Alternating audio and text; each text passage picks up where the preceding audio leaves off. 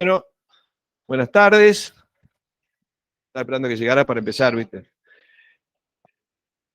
Bueno, estamos iniciando el curso de Argentina y el Mundo, curso que organizamos desde el programa de extensión por una nueva economía humana y sustentable, que es un programa de la cátedra de Economía, de la carrera de Comunicación Social. Bueno, y van a consistir en 4 encuentros que tenemos previsto para los días miércoles, en este horario. Vamos a ver si podemos empezar más puntual en la próxima. Vamos a tener un tiempo bastante acotado en relación a otros años que hemos tenido la posibilidad de hacerlo durante todo el cuatrimestre al curso, entonces podemos desplazarnos más, tenemos más tiempo, inclusive más, a veces dedicamos mucho tiempo para la presentación, pero me parece de cada uno para que de todos nos vamos conociendo, pero no vamos a tener esa posibilidad hoy, vamos a tener que empezar ya directamente a entrar en el curso. De todas maneras, igual vamos a ir conociéndonos. Yo creo que todos los que están, si estaban inscritos, recibieron un correo electrónico, y si no, quiere decir que no tienen que inscribirse en la planilla que está circulando con sus datos. El correo electrónico para mí es importante porque les voy dando información, mandando material, y vamos intercambiando cualquier cosa que ustedes necesitan, o me avisan, me escriben, o sugerencia, o lo que sea, ¿no? Después voy a pasar ya a una planilla a los efectos de hacer la asistencia, de manera que cuando cerremos, elaboramos la lista para la elaboración de los certificados de asistencia y eventualmente de aprobación. O sea, dentro de un rato, después que pase esa lista, le paso a la otra, porque a veces se confunde, yo la paso y es otra distinta. La de asistencia es una firma que ustedes tienen que poner por la columna de la fecha de hoy. ¿Sí? Bueno, este curso es un curso breve, intensivo, donde vamos a tratar de abordar la problemática actual, dónde estamos y hacia dónde vamos, pero con una perspectiva mucho más general, es decir, qué es lo que está pasando en Argentina, pero mucho de lo que pasa en el mundo nos está condicionando. De manera que vamos a hacer entonces un recorrido que va a tratar de considerar aspectos centrales que explicarían por qué estamos como estamos, tanto a nivel planetario como en el país, ¿no? Adelante.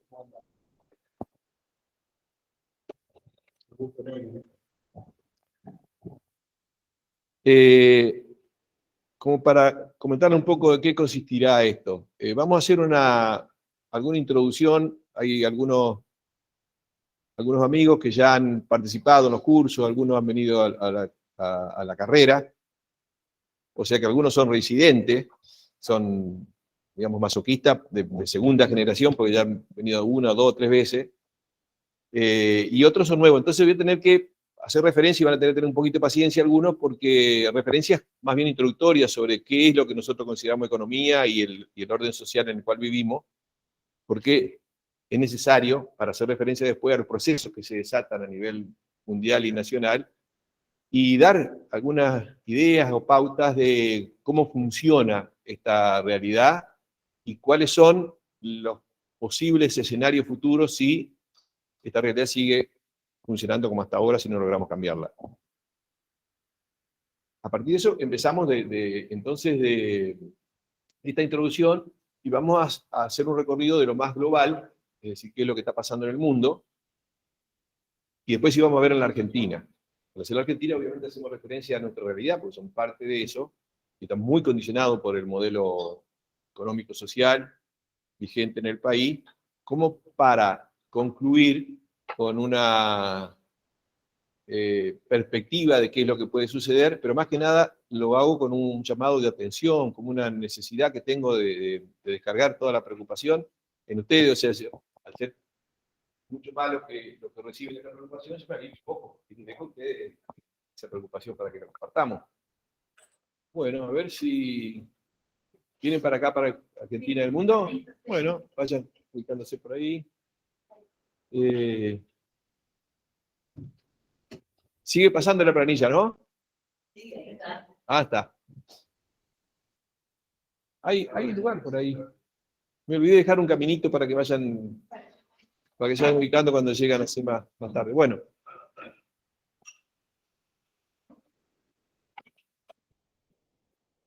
decíamos que el temario global es Argentina y el mundo, los horrores del neoliberalismo y la crisis civilizatoria, es decir, que ya en el título estamos anticipando cuál va a ser un poco la preocupación central y la mirada que nosotros tenemos. Llegó la delegación ¿de dónde era que viene la delegación? De Vial. Decía, ¿no? La preocupación en el sentido de que hablamos de los horrores del neoliberalismo y la crisis civilizatoria, porque en este sentido, bueno, hay como, te anticipo a decirle algo que vamos a trabajar y que van a llegar a las conclusiones para fundamentar por qué digo lo que digo, ¿no? Por un lado, una noticia bastante preocupante, desagradable, no es cierto, mala, y es esa, estamos viviendo una crisis civilizatoria, que significa, digamos, una crisis global del mundo, porque el orden social que rige las relaciones de la humanidad en casi todo el planeta es el capitalismo, ¿no? Ese capitalismo ha generado problemas de una magnitud increíble en términos humanitarios y en términos ambientales. Y, lamentablemente, no hay forma de solucionar esa grave crisis que está poniendo en peligro inclusive la subsistencia del ser humano en el planeta sin un cambio del orden social. Entonces estamos viviendo una crisis que nos lleva a un camino casi del abismo si no logramos tomar conciencia, reaccionar y cambiar el rumbo antes de eso, ¿no? Esta es la mala. La buena es que todavía estamos a tiempo, y la buena es que aunque no tuviéramos, tenemos que hacer todo lo posible para tratar de cambiar. La buena también es que, bueno, existen estos espacios donde hay personas que están preocupadas por esta realidad, y bueno, es probable que si empezamos a sumar, empezamos a transmitir, a sensibilizar todo esto, a informar, uno siempre tiene esperanza hasta el último momento de que podamos cambiar el rumbo. Esto hacemos este análisis de una mirada que nosotros decimos desde la economía política, es decir, más acotada, en el sentido de que tenemos en cuenta la perspectiva de una economía, de una mirada de una economía crítica, pero para eso decía, hacemos alguna referencia muy introductoria a qué es lo que entendemos por economía, como para saber que hablamos de lo mismo. Cuando hablamos para nosotros de economía, en nuestras cátedras, en nuestra mirada, en nuestra actividad de extensión, la actividad económica es la actividad que desarrollamos en sociedad a los efectos de producir y distribuir los bienes que necesitamos para la vida. En la sociedad tenemos un montón de relaciones, hacemos un montón de cosas, pero cuando nosotros llevamos a cabo actividades que tienen que ver con producir y distribuir lo que necesitamos para la vida, decimos, es una actividad económica. Pero es un recorte artificial. La realidad es única e indivisible. Cuando decimos economía, hacemos en nuestra mente un recorte y decimos, bueno, economía es eso, pero no está separado del otro. Más allá de que ciertos enfoques económicos creen que se puede separar como si fuera una burbuja la economía, y estamos permanentemente interactuando la economía con la política, con la cultura, con cualquier orden de la vida social. Entonces, si para nosotros la economía, la actividad económica, es la actividad que desarrollamos socialmente para generar los bienes y servicios que necesitamos para la vida, cuando hacemos un análisis desde esa perspectiva, ¿qué es lo que miramos? Para decir si está bien la economía, o si está bien una política económica, o un sistema económico, o una medida económica, lo que tenemos que mirar para nosotros es si eso mejora las condiciones de vida de la gente. Una economía anda bien si el conjunto de la sociedad vive dignamente, vive bien, sin afectar la base material que necesitamos nosotros y las futuras generaciones para seguir viviendo. Es decir, sin afectar, sin destruir el ambiente. En ese caso decimos, bueno, la economía anda bien. Pero es una mirada. En la ciencia social en general coexisten distintas explicaciones. Nosotros queremos explicar por qué pasa lo que pasa y qué es lo que pasa y qué es lo que puede pasar. Entonces, cuando buscamos esas explicaciones de manera profunda, llegamos a conclusiones. Pero hay otros que también se dicen, que hacen análisis económico, economista, que llegan a otra explicación, otra conclusión. ¿Por qué? Bueno, porque coexisten, porque existen distintas miradas. Nuestra mirada parte de aclarar que lo que queremos entender es si la gente vive bien y si no estamos destruyendo el ambiente que va a permitir que también vivan como nosotros las futuras generaciones. Entonces, si somos críticos será porque no anda bien eso, pero no tomamos ciertas variables que toma la economía, lo que se llama la economía convencional, para decir, bueno, la variable más conocida es lo que se llama el Producto Bruto Interno. Bueno, estamos midiendo qué cantidad de bienes y servicios finales se generan durante un periodo en un país, en un territorio. Bueno, puede ser que un país, una provincia, al cabo de un año, genera una gran cantidad de bienes y servicios, al año siguiente genera más. Entonces, ¿qué muestra eso? Que hay un aumento del PBI, el famoso Producto Bruto Interno. Eso se toma como base esencial a nivel de la teoría económica convencional, pero también de las políticas económicas de los gobiernos, para decir, estamos bien si aumenta el PBI. Bueno, para nosotros eso no es una forma de mirar la realidad adecuada, es ponerse anteojos equivocados. Porque que aumente el PBI significa que si genera mayor cantidad de bienes y servicios, se produce más. ¿Sí? Eso se llama también, si un proceso se mantiene en el tiempo, se llama crecimiento. Cada vez se produce mayor cantidad de bienes y servicios. Pero mirado de otra manera, una mayor producción de bienes y servicios no significa que estamos produciendo lo que todo bien, lo que nos conviene, o lo que hace bien a todos. Estamos diciendo la mayor cantidad de bienes y servicios que se producen, pero se pueden producir muchas cosas, y en esa medida se pone todo. Y nosotros tenemos un país que tiene, por ejemplo, un sector económico importante que fabrica armas. Cuanto más guerra y cuanto más armas se fabrican, más aumenta el PBI. Es decir, cuanto más bombas se tiran y más se destruye, más aumenta el PBI. Si nosotros ponemos ese sentido, decimos, estamos bárbaros. O, por ejemplo, no nos dice, además de qué es lo que se produce, si para producir eso se generan mayores empleos para que todos puedan tener la posibilidad de tener un ingreso digno. No nos dice. Puede ser que se produzca más, pero con menos gente. Hay muchas actividades que han aumentado muchísimo la producción, pero a costa de quedar cada vez con menos empleos productivos. Tampoco nos dice cómo se distribuyen los frutos de ese proceso social. Porque puede ser que se concentren muy poco. Entonces, ¿qué pasa? Que aumente el PBI no significa que todos vivan mejor. También hay otra cosa, que para producir una determinada cantidad de bienes y servicios, nosotros tenemos ¿qué es la producción? Es sacar recursos de la naturaleza, transformarlos y adaptarlos a nuestras necesidades, ¿sí? Entonces, mayor producción significa sacar mayor cantidad de recursos. En menor tiempo, cada vez mayor cantidad de recursos, y para eso siempre se necesita energía, lo que significa que cada vez estamos quemando mayor cantidad de energía. Y además, por supuesto, estamos generando más desechos y residuos. Entonces, mayor crecimiento implica, en otros términos, que cada vez estamos sacando más recursos de la naturaleza, estamos quemando más energía y estamos arrojando más desechos. Entonces, si nosotros ponemos esos anteojos, decimos, qué lindo, qué bien, qué bárbaro. Sí. Y en una de esas la mayoría de la gente ve mal, y en una de esas estamos destruyendo la base material que va a impedir que después podamos seguir llevando a cabo ese proceso. Entonces, por eso les digo, como aclaración inicial, nuestra mirada de la economía parte de considerar no los indicadores tradicionales de PBI, sino las condiciones de vida de la mayoría y la forma en que se interactúa con los bienes comunes que tenemos a disposición para llevar a cabo ese proceso. Hasta ahí vamos más o menos, ¿no? Entonces, economía es eso, ¿no?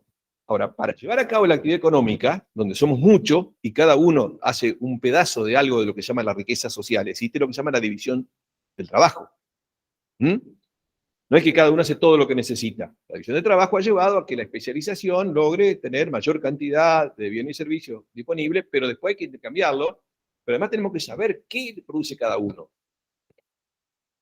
En este orden social que vimos, que se llama capitalismo, la forma en que se organiza la sociedad para saber qué producir o no es a través de los mecanismos de mercado. Ya las señales que da el mercado. El mercado es quienes producen y llevan oferta de lo que generan, un bien, un servicio que se van a ofrecer, y lo que necesitan, ¿no? Y en el mercado se va a ver qué es lo que se necesita. Ahora, ¿quién produce o quién decide lo que se va a producir? Bueno, para producir hay que tener medios de producción. ¿Sí? Maquinaria, equipo, capital, tierra. En la sociedad que nosotros vivimos, hay un sector que tiene la propiedad de los medios de producción y es el que decide qué es lo que va a hacer. ¿Y en base a qué decide qué es lo que va a hacer? Cada vez que alguien decide iniciar una actividad económica, en nuestro orden social en nuestra economía. ¿Qué es lo que tiene en cuenta? ¿Qué es lo que busca? Las necesidades. O sea que... A ver. ¿Mm? Si alguien, vamos a suponer, tiene un recurso, capital, ¿no? Para invertir, necesidades, bueno, tenemos que ser la mitad de la población argentina con necesidades. Y hay un sector que no tiene ni para comer ni para pagar. Entonces uno dice, bueno, entonces ¿qué voy a hacer? Voy a hacer alimentos, medicamentos, cualquier cosa que para ese sector que está mal. ¿Cómo saben ustedes, ¿Qué busca? Es la lógica, el que busca la máxima ganancia. ¿Sí? No piensen. ¿Por qué? Porque hay un principio ordenador de las actividades que se realizan, que es un poco el que va a definir cómo se va a estructurar este sistema económico y también cómo se va a estructurar. Bueno, adelante, por ahí tiene que haber alguna... Allá, más allá. ¿Cómo se hace? Bueno, ¿por qué se busca la máxima ganancia? ¿Por qué? Además, esto ya está naturalizado acá. Cualquiera, cuando se enseña en ciencia empresarial, en marketing, busca es, bueno, ¿cuál es la actividad de máxima ganancia? ¿Cuál es la mayor tasa de interno retorno? Obvio, ¿quién va a pensar otra cosa? Y si tenemos 3 o 4 alternativas, decimos una alternativa, da una ganancia, apenas una ganancia. Otra me da el doble de ganancia, y otro me puedo hacer millonario. ¿Cuál eligen? Mira, se ríen ni dicen. ¿Sí? ¿Cuál eligen? Mirá vos a la niña, ¿va? La máxima ganancia. ¿Sí? Bueno, ya es último. Te tirás ahí. ¿Qué tenés que tener un banco para cualquiera? No, cualquiera. ¿Por qué? ¿Pero por qué? Si no más por ambición. Por instalarse en la economía.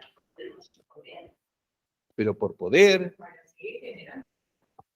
¿Pero por qué? Para seguir generando, aumenta. Para seguir generando, ¿por qué generar?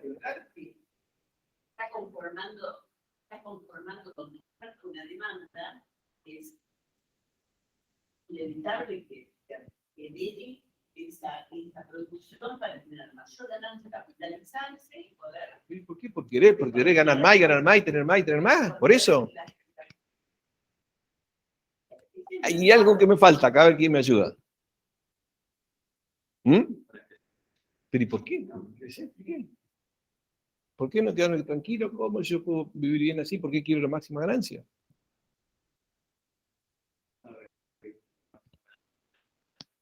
Pero porque estamos por ahí cerca. Porque existe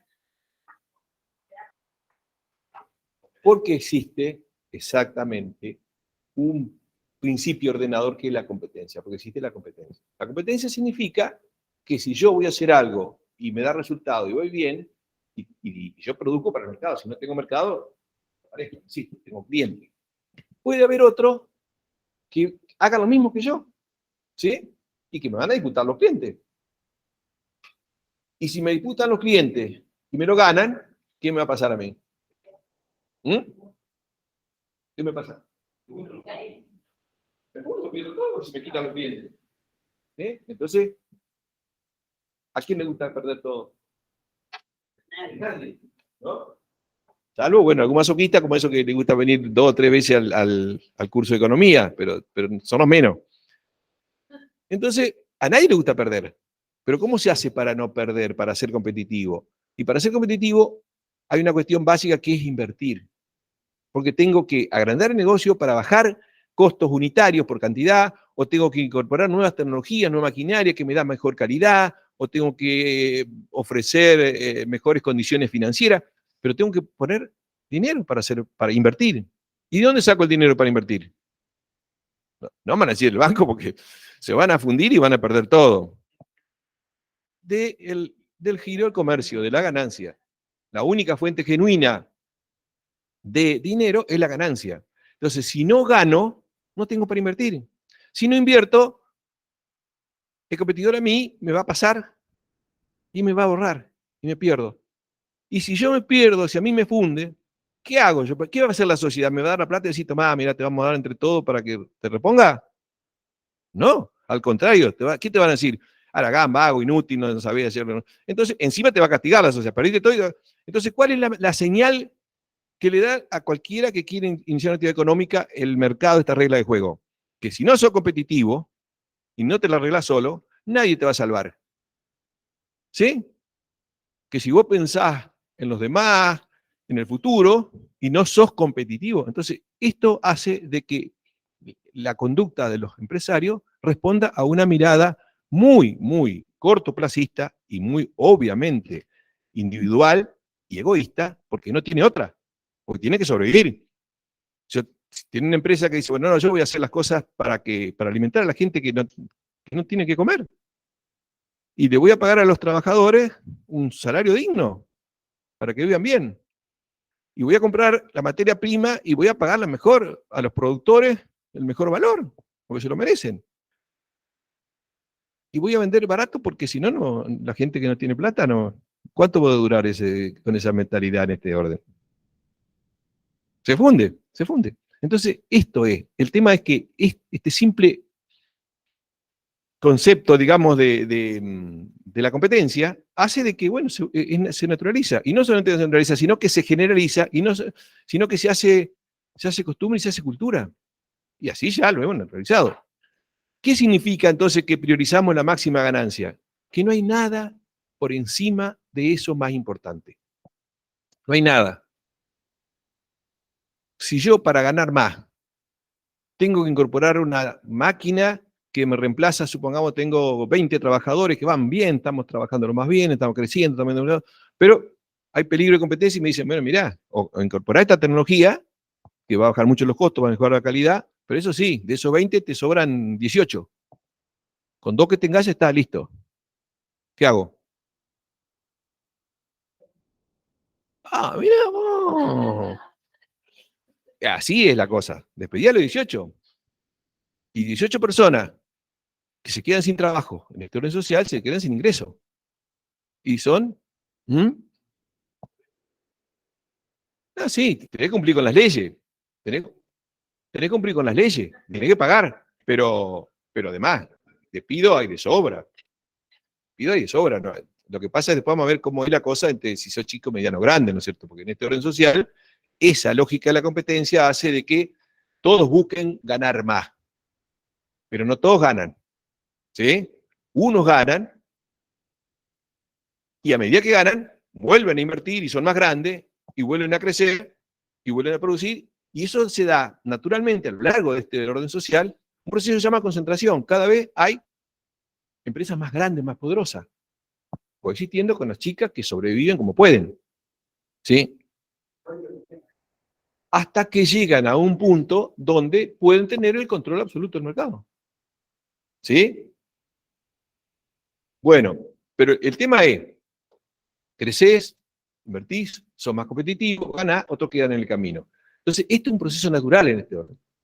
Entonces, acá, este sistema está ordenado no pensando en las condiciones sociales de vida de la gente.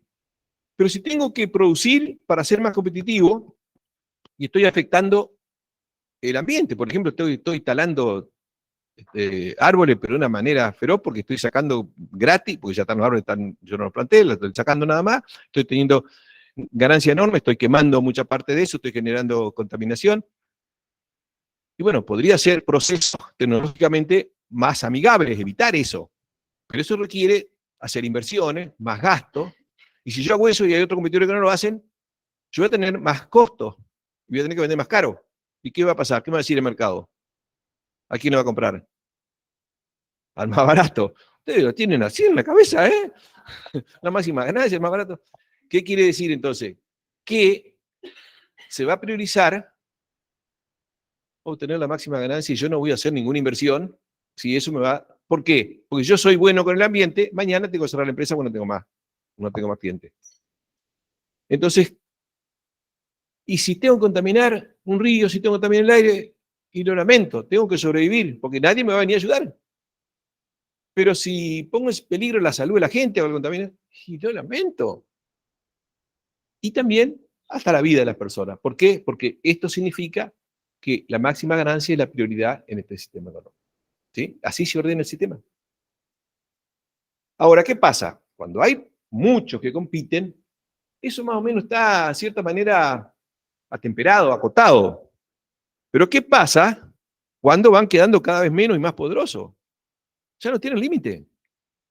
Ya pueden imponer su voluntad y sus objetivos y están dentro de las reglas de juego de este sistema. Buscan la máxima ganancia. Y si para buscar la máxima ganancia destruyen, y lo lamento. Entonces, esto, que se organiza de esa manera, pasó décadas y siglos en el mundo. Y tiene una pujanza y un poder tal que fue arrasando con otra forma de producir y consumir y se fue imponiendo como un orden social global. Este es el capitalismo. Tiene una fuerza poderosa, pero también tiene contradicciones entre sí. ¿Por qué?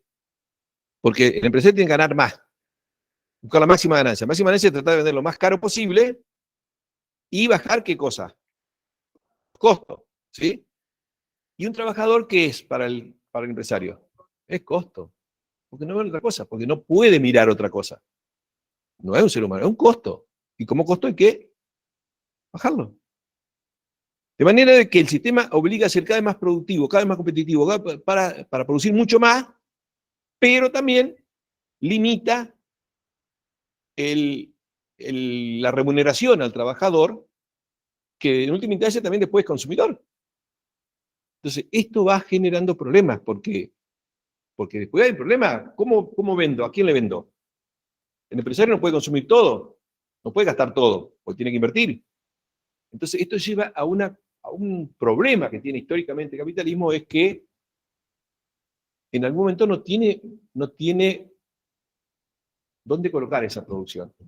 Y así es como el capitalismo se hizo sistema mundial, porque empezó en algún lugar, en algún momento del mundo, en algún lugar que fue en Inglaterra. Inglaterra empezó a tener gran capacidad productiva, pero necesitaba cada vez más materia prima, cada vez la tenía más cara en su propio país, pero buscar también dónde colocar esa mayor producción, que no la colocaba en su propio país, por este problema de ese acople. Entonces, invertir afuera. Entonces, sí, el capitalismo va ocupando todos los lugares del mundo, ¿sí? Y cada vez ocupando mayor cantidad de recursos. Y para llevar a cabo esa extracción y destrucción de recursos y esa generación de producción, también va quemando cada vez más energía. La mayor fuente de energía que se fue quemando a lo largo del siglo XX fue los combustibles fósiles, fundamentalmente primero empezó el carbón, después el petróleo, y después el gas. Hoy, en el mundo, las fuentes originarias de energía que se usa en la humanidad, en un 85% provienen de los combustibles fósiles. Eso fue lo que permitió, lo que hubo en cantidades abundantes desde el principio del siglo XX en adelante, permitió un acceso muy importante a una fuente de energía que en ese momento era abundante y barata. Y por lo tanto dio un salto espectacular la producción. Y también aumentó la cantidad de población. Empezó con 1.000 millones, 2.000 millones, ahora ya estamos en casi 8.000 millones de seres humanos. Claro, ¿cuál es el problema? Que este sistema tiende a funcionar así, buscando siempre la mayor producción, mayor cantidad de energía que se utiliza, y eso a su vez genera desechos, residuos que se van tirando al ambiente. ¿Cuál es el problema entonces? Que una vez que se expande a nivel mundial, a escala mundial, ese proceso no se detiene, sigue. Cada vez mayor cantidad de recursos se sacan, se depreda más el ambiente, a mayor velocidad, cada vez se quema más energía, cada vez se tira más, hasta que llega un punto, y eso ya lo superamos por ahí por la década, a principios de la década del 80 del siglo XX, donde superamos la capacidad que tiene el planeta de soportar esta actividad y hacerla sostenible. Es decir, llega a un punto donde empezamos a sacar más cantidad de recursos del tiempo que llevaba la reposición natural de esos recursos para tenerlos de nuevo disponibles nosotros. Y empezamos a generar y a tirar tal cantidad de desechos que ya no se puede procesar naturalmente para mantener las mismas condiciones de la naturaleza que permitieron la vida. Es decir, que nosotros empezamos a superar la capacidad que tiene el planeta de soportar nuestra actividad. Ya hubo señales de alarma en los años 70 y 80 del siglo pasado diciendo, ojo, ojo, que como vamos, este orden social, así como está organizado, nos va a llevar a un callejón sin salida. Llegó un momento en las 3 o 4 primeras décadas del siglo XXI, los primeros estudios del Club de Roma en el año 72, que decía, se llaman los límites de crecimiento. Ojo, que van a empezar a ser escasos recursos que son esenciales para la vida, y guarda, hay que tomar. Lo otro es, ojo, que ya también empezaron a haber señales que nos vamos a tener más energía. ¿Por qué?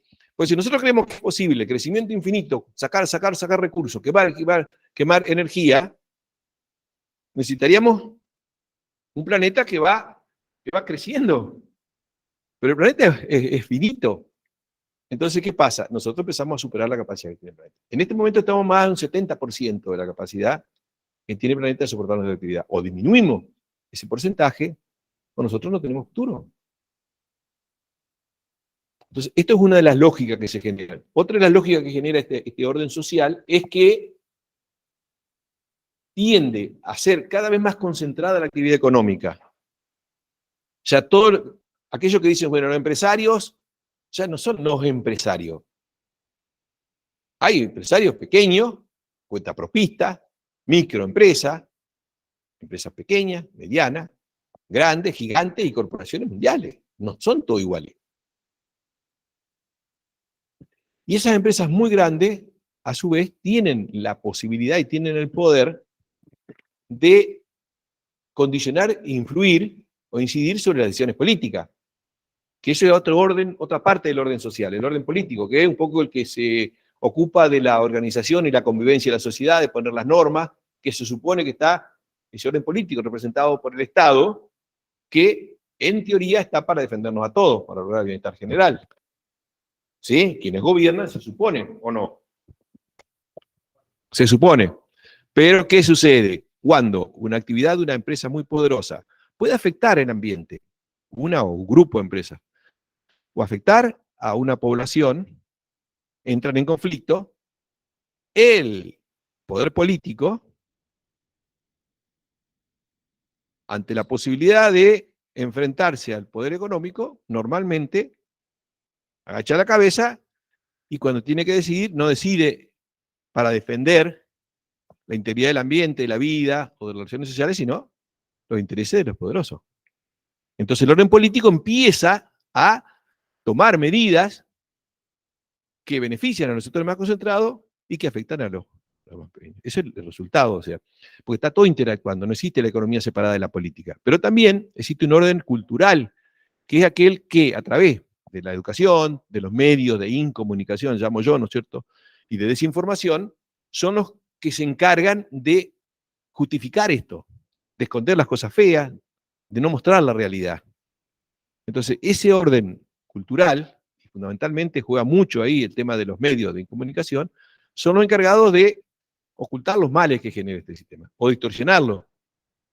Hacer un análisis en la superficie. Entonces, cuando nosotros decimos, vemos la realidad de la economía política, tenemos que ver todos esos condicionantes, porque la economía no funciona al margen de eso.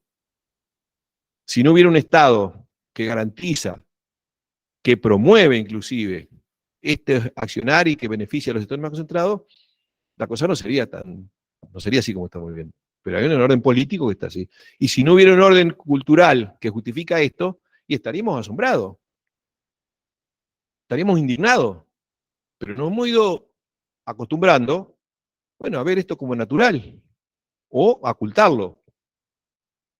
Cuando hablamos de crisis civilizatoria, vamos a volver sobre eso a lo último, pero esto como una introducción, si no va a ser medio largo, decimos que hay, por un lado, en el plano humanitario, este orden social prácticamente rige las relaciones de la humanidad en casi todo el planeta, salvo puntos particulares y excepcionales, pero esta es la forma de organización. ¿Sí? Quiere decir que podemos ver si este orden social garantiza condiciones de vida dignas, mínimas, para todo. Bueno, sobre 7.800 millones de seres humanos que vivimos, más de la mitad, por lo menos 4.000 millones, viven en una situación de pobreza estructural. ¿Sí? La pobreza no es algo digamos, agradable para nadie. Ver que alguien, una persona o una familia vive en pobreza, significa que no le puede garantizar a sus miembros un conjunto de satisfacción de un conjunto de necesidades, ¿no? Entonces es doloroso, pero una familia sí, 10, 100, 1000, pero nosotros estamos hablando acá de miles de millones, ¿sí? Que no resuelven su situación, este orden social, de los cuales, por lo menos entre 1.500 y 2.000 millones, tienen problemas para alimentarse, o sea, están en indigencia, están en la pobreza más absoluta, pasan hambre todos los días. Y mueren, según estadísticas de Naciones Unidas, entre 50 y 100.000 personas cada día, por problemas de desnutrición. ¿Sí? ¿Ustedes creen que eso no merecería ser titular de todos los días hasta que se resuelva por lo menos eso? La gente que se muere de hambre o que se muere de enferma por desnutrida, ¿no tendría que ser algo que nos moviliza a todos? No, ni noticias siquiera. Ahora, si baja la bolsa porque caen las acciones de empresa, de un banco, ahí sí, un titular enorme. Entonces, los medios de comunicación se encargan de ocultar lo que se quiere ocultar o de distorsionar la cosa, ¿no? Decir, bueno, si pobre hay pobre porque siempre hubo. Bueno, un poco con este panorama decíamos, queremos entender qué es lo que pasa en el mundo. Sí, sí, sí. No, un dato que nada con esto, que según la y fortuna, actuales, después de $1 billones gastaría para dar $1 por la mundial. Sin embargo, esa cifra de pobreza total seria y totalmente, sí, que 10.000 millones. Los fondos de inversión más poderosos tienen, por eso, tienen digamos, patrimonio mayor al de Estados Unidos y de China, como para decirte las cosas. Es decir, manejan cifras fabulosas, ¿no? Mientras tanto, tenemos esa realidad, esos contrastes. ¿Cierto? Pero este es el resultado de este resultado. El tema que ya vamos a ver, por eso les decía, estamos viviendo que además de que no garantiza las condiciones de vida para la mayoría, tampoco garantiza que se preserve bien. Porque estamos ya sobrepasando mucho de los límites que se dice que tiene el planeta, que no es posible pasarlo, si no es a costa de poner en peligro la supervivencia no solamente del ser humano, sino de muchas otras especies. Algo que algunos dicen estamos destruyendo el planeta. No, el planeta no se destruye. Estamos destruyendo la posibilidad de seguir nosotros viviendo en este planeta. El planeta, desde que apareció por ahí hace 4.600 millones de años, después fueron apareciendo las primeras formas de vida, hasta que, bueno, finalmente se estima que el Homo sapiens estuvo acá desde hace 200.000 años. Es un instante en la historia del planeta, nosotros. Tuvo 5 grandes extinciones masivas de especies, desde que empezó la vida. La última fue hace 65 millones de años. La quinta extinción masiva de especies. Significa que desaparecieron casi el 85% de la forma de vida que había, ¿no? Nosotros somos nuevitos acá. Pero estamos viviendo la sexta extinción masiva de especies, y eso lo dice el consenso científico, por la cantidad y la velocidad de especies vivas que están muriendo, que tales de animales. Y obviamente, nosotros acá vamos puestos. Nosotros no somos nadie, dependemos de toda esa cadena. Pero esta extinción masiva de especies está generada por nosotros mismos. Por esta dinámica ciega, loca, irracional, de seguir produciendo más y más y más y más y más y más, sin pensar si estamos viviendo bien o no está viviendo bien la gente y si estamos o no considerando la posibilidad de seguir viviendo. Entonces, eso es lo que yo decía, la crisis civilizatoria. Crisis civilizatoria que en la dinámica de este sistema no importa. Porque para este sistema lo que importa es si hay problemas, digamos, de dificultades en los negocios, ahí sí. O dificultades en el crecimiento, si no crece el PBI. Es decir, que tenemos anteojos para mirar la realidad, digo, tenemos porque eso es lo que se ha impuesto en la economía convencional. La economía que se da como materia, como enseñanza, en la primaria, en la secundaria, en la universidad, mayoritariamente, pero con excepciones, pero mayoritariamente es la economía convencional, la que dice, no, estamos en el sistema este que tiene que funcionar como garantizando condiciones rentables de negocio y el mayor crecimiento posible. Entonces, si hay negocios rentables que andan bien y si el sistema, si la economía crece a través del PBI, estamos todos bien. Entonces estamos poniéndonos anteojos equivocados. ¿Por qué? Porque nosotros vamos a meter entonces más posibilidades de negocio, de ganancia para las grandes y más crecimiento para destruir el ambiente. Entonces, esto es una cuestión que yo lo pongo siempre como punto de partida porque vamos a discutir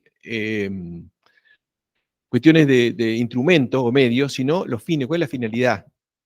Para algunos, un economista dice, no, este plan no va a ir porque no cierra el presupuesto público, porque tiene que haber equilibrio presupuestario. Dice, no, pero el balance de pago o no, porque la inflación no. Vamos a una cosa. Eso, en todo caso, son variables que pueden incidir o no en el objetivo central. Si mejora o no mejora las condiciones de vida de la mayoría de la gente y si no afectamos las condiciones que nos da el planeta, los bienes comunes para seguir produciendo. Organizado a nivel mundial, este orden social que se llama capitalismo funciona generando un crecimiento enorme, medido a través del PBI y de la mayor capacidad productiva, ¿sí?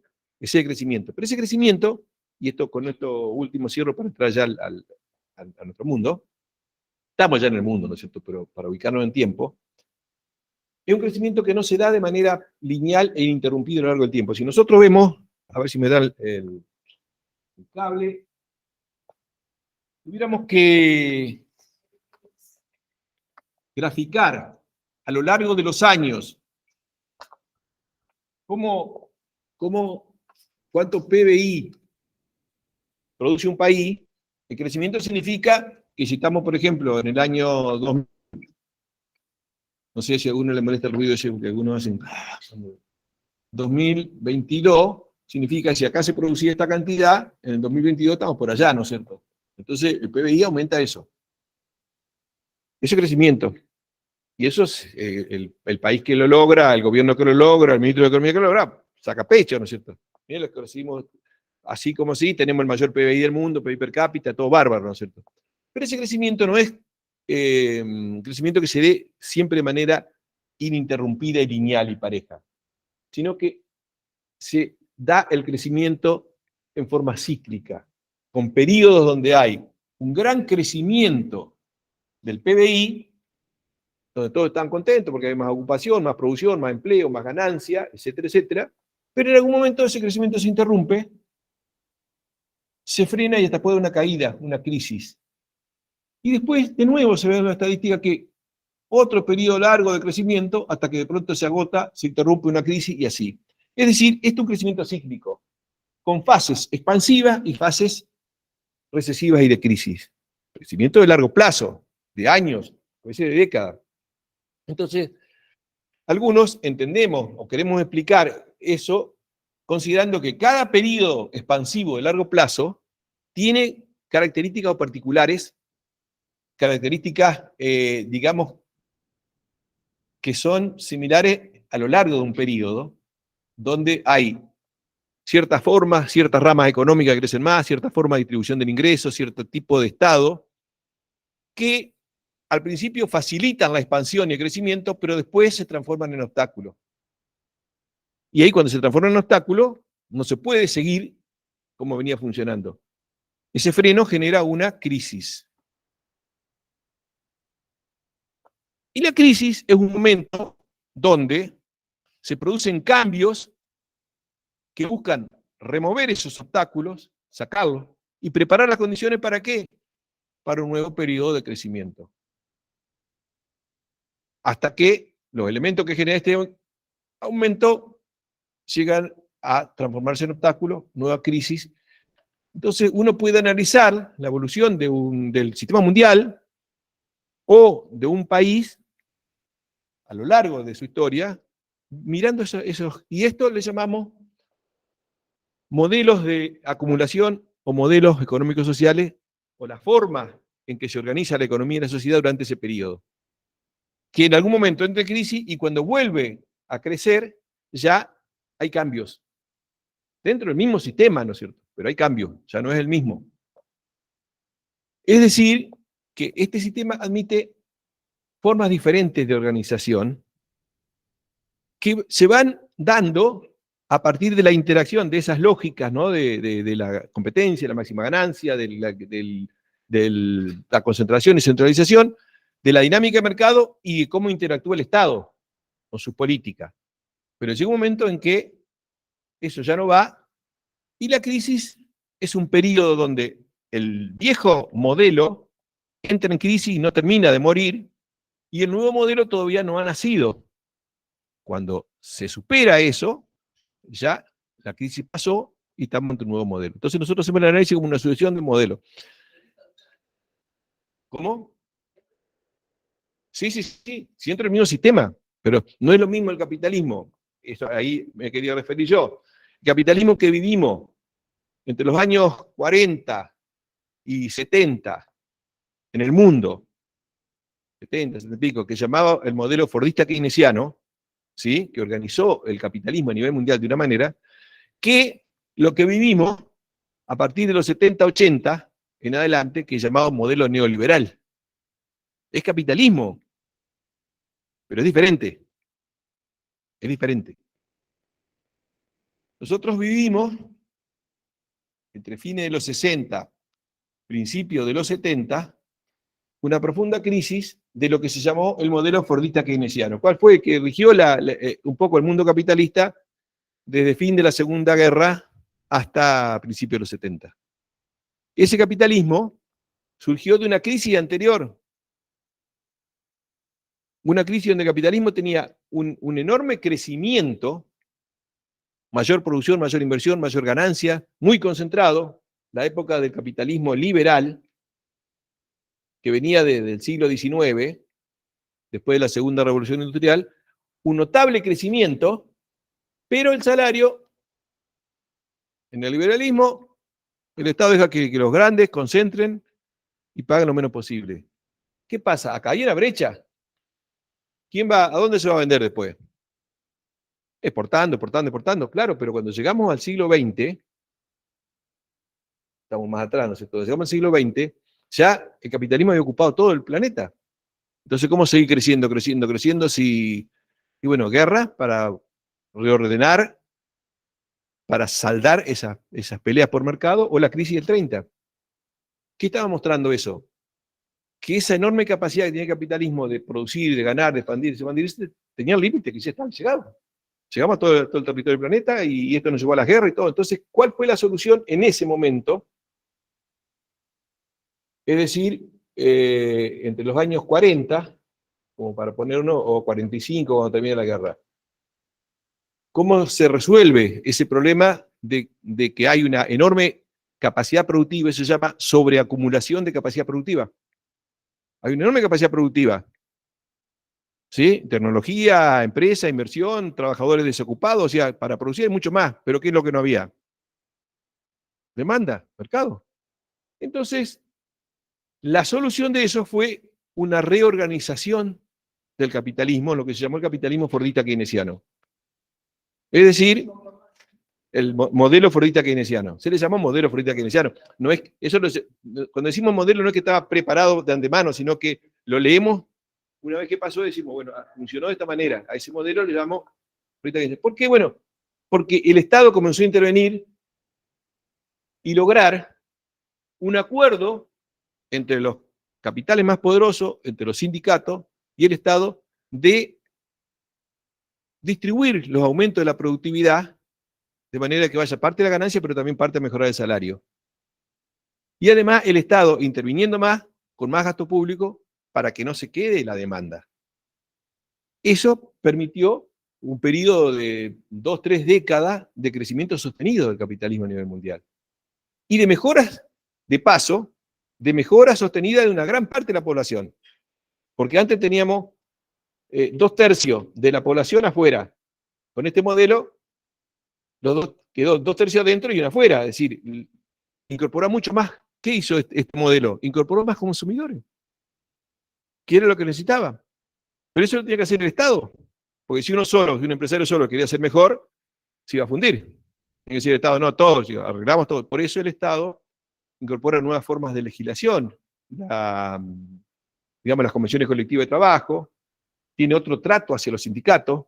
Antes de, digamos, de esta época, los sindicatos eran prohibidos, perseguidos, ahora eran parte de la negociación y una vez que se llegaba de acuerdo eran leyes, se cumplían. Es decir, una nueva etapa histórica de crecimiento, inclusive más. Tuvo que haber un proceso cultural muy fuerte para convencer a la gente que entraba a los beneficios, digamos, de tener ingreso y consumo, para que consuma más. Entonces ahí se desarrolló todo lo que es el marketing. Entonces, bueno, tienen que consumir, no solamente le daba más plata, sino que consumir, porque si no, era muy ahorrativo. En la época de los que vivían la crisis, no iban a gastar porque si no más. Esto da un crecimiento enorme al capitalismo, pero también un aumento enorme de esa interacción que tenemos los humanos con la naturaleza en cuanto a sacar cada vez más recursos, quemar cada vez más energía y tirar cada vez más desecho. Por eso es que llegamos a los 70 con ese problema ya visible, el problema ambiental. Entonces, ¿qué pasa a mediados de los 70? Decimos, hay una nueva crisis. Este modelo, el modelo fordista keynesiano que yo les digo, funcionó básicamente a partir de generar mayor consumo, mejor distribución del ingreso y mayor participación del Estado para que garantizara que no hubiera esas grandes depresiones como la de la crisis del 30. Ahí va mercado. ¿Sí? Inclusive más todavía. De esa manera el capitalismo logró triunfos hasta ideológicos, porque había, desde principios del siglo XX, movimientos revolucionarios cada vez más fuertes en contra para derrocar el sistema. ¿Sí? Inclusive más, la primera revolución socialista triunfante en el año 2017 fue la Unión Soviética. O sea, había un mundo convulsionado en el capitalismo porque se criticaba, porque era el capitalismo liberal. Ahora, cuando se desarrolla este capitalismo, la mayor parte del sindicalismo queda dentro. ¿Por qué? Porque estaban negociando mejores condiciones de vida. Su preocupación era cómo discutíamos en las convenciones colectivas, ya no estaban prohibidos, eran parte de la estructura legal y además mejoraban las condiciones de ingreso. Esto siempre pensamos, y me olvidé decirle el tema de la introducción, que ese capitalismo que se fue expandiendo en el mundo pensó en algún momento, siglo XVI, XVII, después en Inglaterra, en Europa, y se expandió a todo el mundo, hoy está en todo el mundo, pero no se expandió de manera igualitaria, es decir, no todos estamos dentro de este sistema de la misma manera, sino que es un capitalismo jerárquico. ¿Por qué? Porque hay países que son muy poderosos, que son los primeros que se industrializaron, y lo hicieron a costa de depredar la mayor cantidad de recursos del resto del mundo, y eso generó un sistema mundial donde hay un grupo de países centrales o dominantes y países periféricos, que es la mayoría. ¿Sí? Y en ese intercambio siempre hubo, en esas relaciones de dominación, beneficios para los más poderosos. Entonces la brecha de desarrollo cada vez se aumentaba más entre todo lo que era capitalista, pero no lo mismo capitalismo en Paraguay o en Bolivia que capitalismo en Alemania o en Estados Unidos. Cumplen distintas funciones. El capitalismo es el mismo, el sistema es el mismo, pero cumple distintas funciones. Ahora, el rumbo global del mundo capitalista lo definen los países más poderosos. Y dentro de esos países, las empresas o las corporaciones más poderosas. Más o menos, vamos hasta ahí. Yo sé que voy a tirar un montón de información que voy rápido, pero si no, estamos hablando del mundo durante medio siglo y después de la Argentina y no vamos a tener mucho tiempo. Hay un montón de cosas que a lo mejor pasan, pero lo que a ustedes se les ocurra hablar, preguntar o lo que sea, lo vemos. Hasta acá vamos. Yo lo que quiero decir es que nosotros vivimos, lo que tenemos un poquito más de... Vos no, Albert, porque vos apenas iba a cumplir 20, 30, pero yo que tengo un poquito más de horas de vida y de vuelo, recuerdo los años 60 y 70 en el mundo y en la Argentina. Y era otra cosa. Después vamos a hablar de la Argentina, ¿no es cierto? Pero en el mundo lo mismo.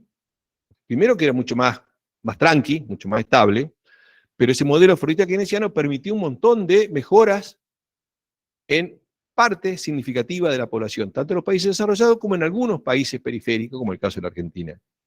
¿Sí? Ahora, esas mejoras también fueron provocando cambios en el seno de estos países capitalistas centrales. ¿Por qué?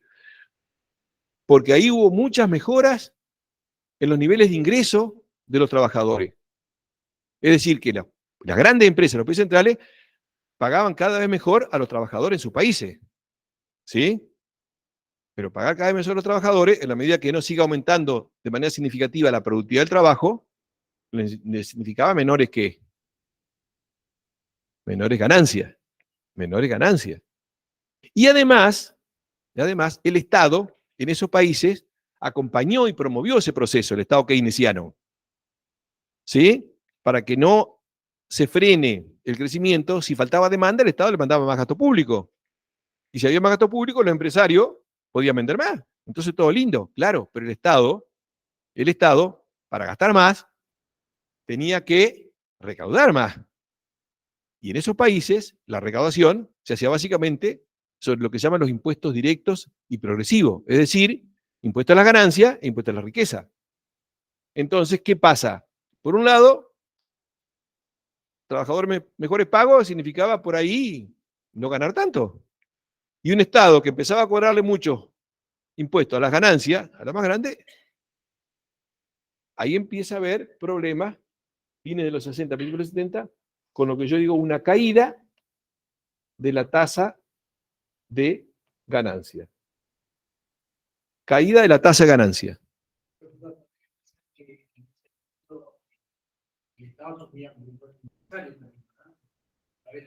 Totalmente. El Estado interviene de muchas maneras, ¿no es cierto? Regulando, promoviendo acuerdos y produciendo bienes y servicios que mejoraban las condiciones de distribución de manera indirecta, ¿no es cierto? Es decir, si prestaba servicios de educación, de salud y de inversiones que requerían tiempo para madurar para el sector privado no eran rentables, entonces lo hacía el Estado. ¿Para qué? Para beneficiar también al sistema del sector privado, por supuesto. Ese Estado le venía bien a los sectores más poderosos, pero en algún momento empezó a sonar esto. Pero así no estamos ganando lo que nosotros queremos ganar. Y este sistema, este orden social, ¿cuál es la base que permite, digamos, que se destine inversiones para producir, que aumente la producción y que aumente el producto y que haya crecimiento? Que haya qué cosa, como ustedes ya lo dijeron hace un rato. Que haya ganancia, que haya ganancia. Si pasa algo con la ganancia, pasa algo con todo el sistema. Si se afecta a la ganancia, empieza a haber problemas. Y esto es la causa del inicio de la crisis de los años 70, 60, 70. ¿Sí? Caída de la tasa de ganancia de las grandes empresas en los países centrales, que son los que definen el rumbo del sistema global. Entonces acá se va a producir algo.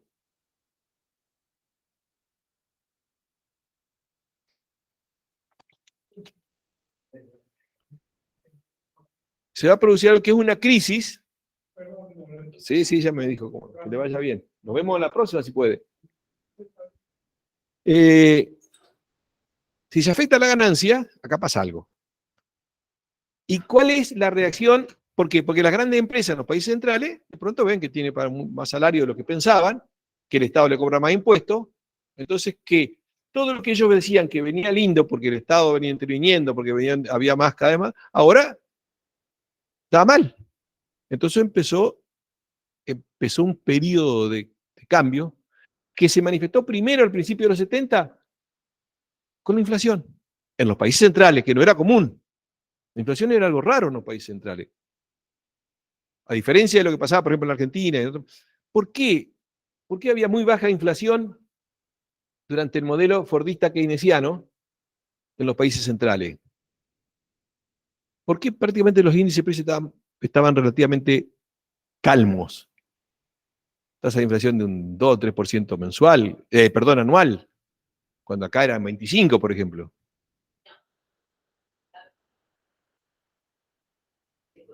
Pero más que nada, a ver, una aclaración que me olvidé decirle por ahí, que cómo se distribuye la riqueza en nuestra sociedad, en esta sociedad capitalista. ¿Quién define lo que le toca a cada uno? ¿Hay alguien que dice, bueno, a te toca tanto, a aquel que produce esto le vamos a dar tanto? ¿Hay una autoridad central o no? ¿Quién lo define? El mercado, ¿a través de qué? De los precios que surgen, es decir, que cada uno produce algo, que puede ser yo fabrico mueble, otro fabrica ropa, otro produce un servicio, otro presta dinero, y otro que no tiene nada, venderá qué cosa. Su fuerza de trabajo, su capacidad intelectual, lo que sea. Y todo eso tiene un precio en el mercado. Entonces, el precio que se establece en el mercado, naturalmente, es lo que le corresponde a cada uno en la distribución de ingresos. O sea, el ingreso se distribuye en función del precio que le toca a cada uno. Por eso es que en los mercados concentrados, el que decide el precio es el que tiene más poder y el que se queda con todo. Y entonces el ingreso tiende a ser cada vez más concentrado. Una estructura económica muy concentrada da una estructura social también muy desigual. ¿Sí? Ahora, ¿qué pasa en ese modelo, en ese periodo histórico, donde se llega a acuerdo entre las cámaras empresarias, los sindicatos y el Estado? Dice, bueno, convenciones colectivas, se firma, esto se va de tanto aumento de salario, tanto aumento de ganancias, productividad. ¿Qué pasa? Hay acuerdo en la forma en que se está distribuyendo el ingreso generado. Por eso, si hay acuerdo, los precios varían, pero 2-3% anual. Ahora, ¿qué pasa a principios de los 70? Empieza a haber inflación. Es decir, que los empresarios empiezan a subir los precios. Empiezan a demostrar que no están de acuerdo con esa forma en que estaba funcionando la economía y la sociedad. Y eso es una manifestación. Empieza a haber aumento de los precios, empieza a haber inflación. Porque dice, si yo tengo que pagarle, tengo que reconocer, tengo que cumplir con la convención colectiva, no puedo bajarle los salarios. Pero yo quiero mantener mi ganancia, aumentar los precios. Pero ¿qué pasa? Pero eso ya es un hecho que empieza a cambiar el panorama. Porque además si hay inflación en un país, deja de ser competitivo con otro país, es decir, hay problemas. ¿Por qué? Porque hay problemas en que ya la tasa de ganancia no crece como querían las grandes corporaciones. ¿Sí? Entonces acá es donde empieza a haber cada vez más reticencia a invertir en la actividad productiva. ¿Por qué? Porque decíamos que la inversión, ¿qué es lo que busca? La ganancia.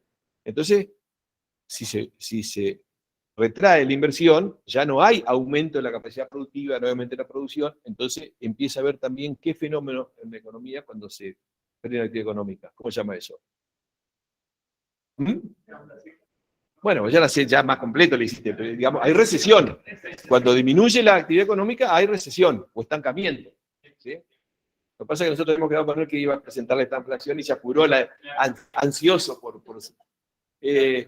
estancamiento. Invierte menos, se produce menos. Pero con inflación. Entonces viene esta inflación. Que es un fenómeno nuevo.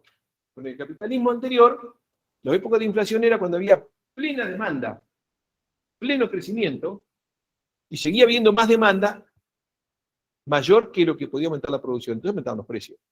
O, de lo contrario, podía haber periodos cortos donde disminuía la demanda. Y los precios no subían porque no había cómo vender, y entonces había recesión. Pero acá aparece un problema nuevo. Juntos aparecen la inflación y la recesión. ¿Qué estaba mostrando eso? Que algo no funcionaba de todo ese modelo. Que ya ese modelo estaba mostrando su límite, agotamiento y crisis. ¿Estamos por acá o no? Más o menos.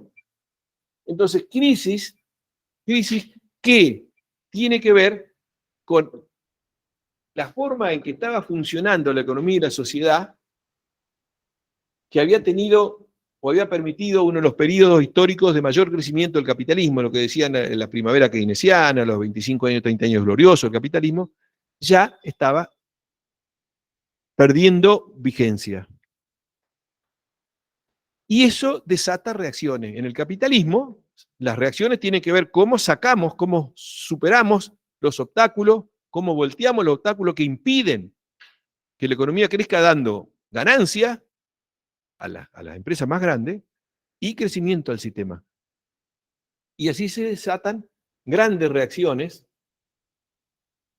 que van a cambiar profundamente el capitalismo a partir de los años 70, que ya no tienen nada que ver con lo que fue hasta ese momento y lo que es hoy el capitalismo. ¿Cuáles fueron esas reacciones? Tal vez he estado hoy un poco desordenado. Hoy vamos a ver el mundo. Tenemos 4 encuentros. En 2 encuentros vamos a ver el mundo y en 2 encuentros el país. En este primer encuentro vamos a ver el mundo desde la crisis de los años 70 hasta fines del siglo XX. Y en el segundo encuentro, ¿qué es lo que ha sucedido? ¿Qué es lo que pasa con el capitalismo del siglo XXI hasta ahora? ¿Cuáles son los problemas del sistema y cuáles son los problemas que ha generado el sistema? Bueno, ubicado en eso, estamos acá ahora, los 70. ¿Vamos hasta acá? ¿Perdí alguno en el camino o no? Yo estoy mirando a ver si alguno ha dormido. Algunos, viste, se duermen con los ojos abiertos y no podés saber tampoco si... Vos seguro que sí, te has dormido en las clases de... ¿O no? Ya ni te acordás, ya ni te acordás. ¿Cuánto pasado, viste? Pero son reincidentes. Hay muchos reincidentes acá, ¿eh? No son masoquistas, ¿no? Aquí también, ¿eh? No, se habrá sufrido, pobre, bueno. Ahora ya está más allá del bien y del mal, ¿viste? Vos te fuiste, te hiciste tratar psicológicamente y ya superaste todo. Entonces hoy lo que queremos ver es esto. ¿Qué es lo que pasa con la crisis de ese modelo que fue tan virtuoso, llamémoslo así, pero que después engendró un monstruo que fue el neoliberalismo? En el encuentro de la semana próxima vemos el capitalismo hasta hoy, a nivel mundial. Y en el tercero vemos la Argentina, cómo se acopló, cómo inició la crisis, la larga crisis que tuvo el modelo ICI hasta fines del siglo XX, y el nuevo modelo que surge en Argentina a lo largo de este siglo y sus características. ¿Y qué es lo que nos puede pasar? Si todo sigue igual. No se puede hacer predicciones, por supuesto, en la realidad, pero si todo sigue igual, las tendencias más o menos te van indicando cuál va a ser el escenario, ¿no es cierto? ¿Por qué? Porque hay algunas cuestiones que son, que además, digamos, no se pueden superar la física. Es decir, nosotros decimos, bueno, pero si tenemos tantos recursos y quemamos, y bueno, no va a quedar sin recursos. Es decir, ¿qué pasa si no tenemos más recursos? Ya lo hemos hecho estos ejercicios, siempre lo repito en todos los cursos, ¿no? ¿Qué pasa si nosotros nos quedamos sin el recurso energético, sin los combustibles fósiles, sin petróleo? ¿Qué pasa si nos quedamos sin petróleo, chicos? ¿Qué pasaría? ¿Cuánto duramos? Si de pronto decimos, bueno, no hay más petróleo, no vamos a conseguir más porque lo poco que hay se lo acapararon los poderosos y ya no hay más petróleo disponible. Ya con ustedes ya lo hemos hablado de eso, pero ¿cuánto duramos? En Paraná, supongamos. ¿Mm?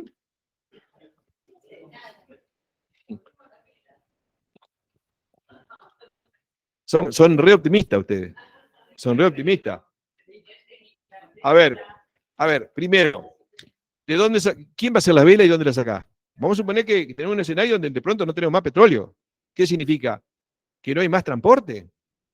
Salvo en bicicleta, pero en bicicleta no va a ir hasta Buenos Aires y te va a traer un camión de mercadería porque tenés que ser Superman más o menos. Acá la podés usar, pero ¿de dónde? No, que la podríamos, en la imaginación sí, pero cada vez estamos más lejos de eso. En la realidad hemos ido en contramano de eso. Podíamos hacerlo acá y cada vez hemos destruido nuestra capacidad productiva. Ese es el problema. Ahí vamos. ¿Cómo tenemos que pensar hoy? Porque nosotros vamos a esa situación. Si nosotros no tenemos petróleo y si nosotros no preparamos para eso, y si mañana viene una noticia, mira, no llega más petróleo, no hay más. ¿Cuánto duramos? ¿Qué comemos para empezar? Pero empecemos mañana. ¿Qué comemos mañana o pasado? ¿Qué comemos? No viene a decir, bueno, por supuesto, saqueo del supermercado brutal hasta que en 3 horas no queda nada, porque sabés que no va a haber más comida, porque no va a haber más transporte. Porque si no hay energía, si no hay petróleo, no hay transporte. Bueno, ¿qué pasa? ¿No tenemos comida? ¿Qué pasa? ¿Qué tomamos? Sí, lo que tengamos de bebida en la existencia de casa, ¿cuánto puede durar? ¿2 días? ¿Una semana? No sé. No, una semana no creo, porque tenés que tomar agua 2 litros por día cada persona. Bueno, ¿de dónde saca el agua? ¿La canilla? ¿Quién va a soplar? ¿Ya mi amigo va a soplar para que llegue el agua acá? No, no llega. No llega. Es decir, se para todo. No tenemos nada. Es decir, si no hay energía, y eso no es un escenario loco, porque vamos a ver cómo estamos, cuáles son las reservas y cómo hemos bajado. Entonces, esas posibilidades no se están analizando. En algunos lugares sí se está trabajando con eso, pero son temas que tenemos que conversarlo. ¿Por qué? Porque nosotros estamos haciendo, como decía Ban Ki-moon, yo siempre lo cito a Ban Ki-moon, que era el anterior secretario general de Naciones Unidas, ¿sí? Ban Ki-moon era el anterior secretario general. En uno de los encuentros mundiales por el tema del calentamiento global, él decía, la humanidad tiene el pie pegado al acelerador y vamos hacia el abismo, ¿sí? Pero yo no tengo duda que vamos hacia el abismo, porque ya ha habido casos acotados de colapsos de este tipo, y no hay caso. Es decir, y una vez que se toma conciencia de que, por ejemplo, no va a haber más comida y no va a haber más agua, se acabó la civilización. Porque es salir a buscar lo que sea, de la manera que sea. Hay etapas, inclusive, están estudiados ya últimamente en estudios de cómo se desenvuelven los colapsos. Hay muchas posibilidades de decidir no solamente el tema de que no haya más energía. Hubo países acotados todavía, ¿viste? A fines de la década del 80, principios del 90, cuando se disolvió la Unión Soviética, estaba, por ejemplo, el caso de Cuba y Corea del Norte, que dependían prácticamente del abastecimiento de petróleo de otro país, ¿no es cierto?, de la Unión Soviética. Y de golpe se quedaron sin petróleo. ¿Y qué pasó? Bueno, Cuba pasó 10 años con un proceso tremendo de sacrificio para reconvertirse, porque pronto no tenía, y hubo un periodo en eso de 10 años donde hubo una disminución de 5 kilos por habitante la población promedio. ¿Por qué? Porque vivían en miseria. Corea del Norte estaba peor organizado y la crisis fue bestial, porque no tiene energía, liquidaron todos sus bosques, todo lo que podían de madera para calentar algo, para calentar, y después comían pasto y después se morían como moscas. Usted imagínense si van a su casa y no le anda la cocina, no le anda nada, no pueden comer más, no tienen agua, y eso no es por un día, sino que va a ser ¿qué van a hacer? Claro, no, pero estamos hablando de que no hay más, es decir, no es que se corta temporariamente, ¿no es cierto? Lo que nosotros vamos hacia situaciones de ese tipo. Entonces, a eso digo que lamentablemente tenemos que hablar de la realidad, porque a mí me gustaría plantearle otra cosa, ¿cierto? Decirle todo lo lindo de las nuevas tecnologías y que vamos lindo, que vamos bien y que acá estamos mejor y que podemos ir a la Luna, a Marte, a Júpiter y macanudo. Pero veamos los hechos en la realidad, que muchas veces no lo vemos porque no están accesibles a nuestra mente. Si no, tenemos que recorrer los lugares donde se amontona la gente que que ha sido expulsada del campo y en las ciudades más o menos grandes que están haciendo cada vez más lugares de supervivencia miserable de la gente, que ahí es donde vive la mayor cantidad de gente, ¿no es cierto? Entonces, no es un escenario inventado, pero lo que pasa es que está oculto, está distorsionado, pero tenemos que verlo, porque si no lo vemos, no vamos a pensar cómo actuar. Porque si yo les digo, vamos a empezar por la otra, bueno, ¿qué podemos hacer? Digo, ¿qué podemos hacer? Primero pensar que no vamos a vivir más escenario de crecimiento, que tenemos que, como dicen algunos, desmaterializar la felicidad. O sea, tenemos que empezar a aprender a ser felices sin necesidad de estar comprando todos los días algo nuevo. Entonces, ¿qué va a decir? Pero está loco, vos, qué sé yo, que querés volver a las cavernas. Bueno, está bien, pero tenemos que empezar a pensar en que no podemos gastar la energía que gastamos, pero no, estás loco, yo estoy como así. Entonces, no me van a escuchar. Ahora, si sabemos a dónde vamos, podemos empezar a reaccionar y decir, todavía estamos a tiempo. Estamos a tiempo, pero es necesario cambio. Porque este sistema está armado para crecer indefinidamente y el crecimiento infinito es imposible. Como decía otro economista, el crecimiento infinito en el marco de un planeta finito solamente lo pueden decir los economistas o los locos. Los economistas esto es serio, ¿no es cierto? Porque es imposible. Y porque ya lo superamos hace muchísimo tiempo. Sí, sí, sí, Alberto. En esto debe haber una trampa que tratar de dirigir la gente a la ciudad, no colectiva. Cada una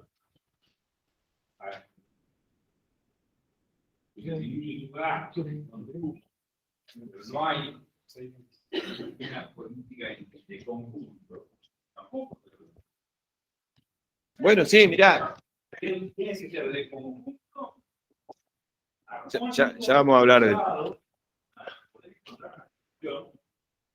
No más que a nadie.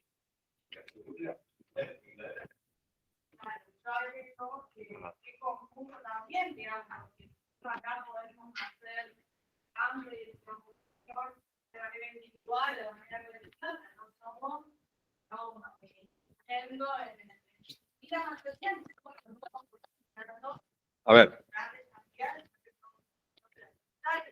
Entonces digo, el sería necesario, pero no sería tan significativo. Ya vamos enseguida. Primero, para antes que me olvide. Paso para que filmen la primera fecha. Esta otra pregunta que ya me olvidaba. Todo...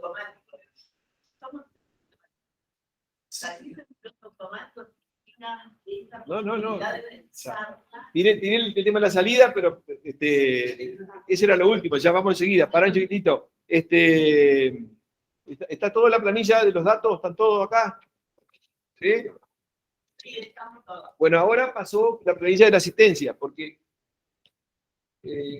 corrido por el tiempo, tendría que decirle, bueno, en este curso tenemos aprobado por el Consejo Directivo de la Facultad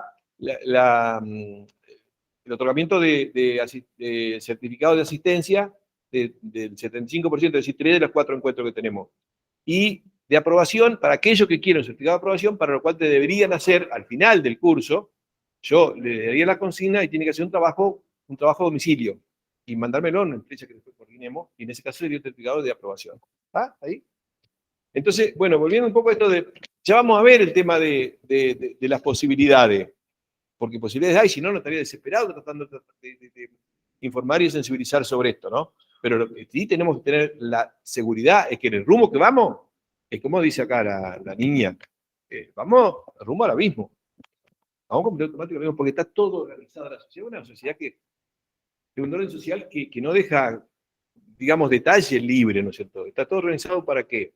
Para que lo económico genere esta dinámica, para que lo político apoye a esto, a esta depredación, a estas desigualdades, y para que lo cultural lo justifique y lo oculte.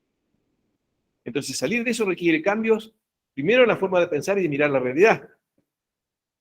Pensar que ¿a dónde vamos?